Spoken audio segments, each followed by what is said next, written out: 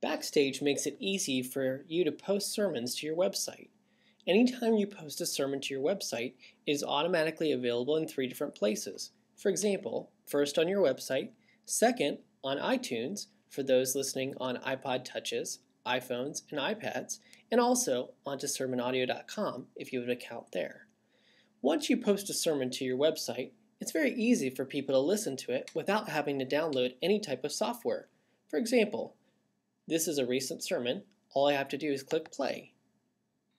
Okay, this is our second session together in a series on the importance of the local church. People can also download it by clicking the green arrow, or of course they can listen to it on the podcast through iTunes. They can also, if they want to find a particular sermon they're looking for, find it by clicking on a particular speaker to see all the sermons by that particular speaker, or series, for example, series on 1 Corinthians, or by looking at a certain month. It's easy for people to update, for people to listen, and for you to update your site and the sermons on the site through Backstage. In this case, what you can do to add a sermon is very simple. Here's the list of sermons in the Sermon Manager in Backstage. You see the services on the left-hand side here, and the sermons on the right-hand side. You can simply add a new sermon by clicking Add New. In this case, you can choose a title. Let's say Introduction to 1 Corinthians. And I can choose a particular speaker, or I can add a speaker. In this case, add a speaker. There we go. I can also choose a date. Maybe this was last Sunday. And a service. Sunday.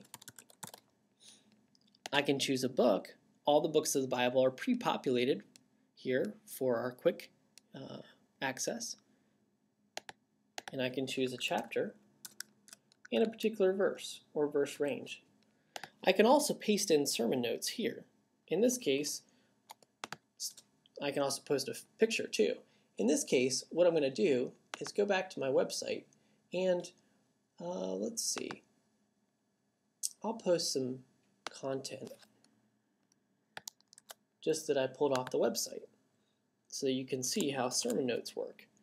I can also choose a file. In this case, I select my audio file and I'll go to Sermons in Backstage. There's all my sermons and I'll just select the one I want. Automatically assigns it there. I could also attach a bulletin or an outline if I have a PDF. In this case, I don't, but I wanted to show you how that would work. I could also attach it to a certain series. It can be in all sermons, or I can say this belongs to the Sunday evening sermons, or series on 1 Corinthians. So in this case, what we'll do is we'll save it and close. Oh, before we do, we want to make sure it's visible, and I can hit Save and Close. I'll go back to the website, to Sermons, and you can see that there's my series, and it even pulls in the scripture text that I referenced. And then you can play it as well. You can also see the sermon notes icon has appeared because there's notes below. Turning it on and off by simply clicking on it. That's how to update your website and the sermon section easily through Backstage.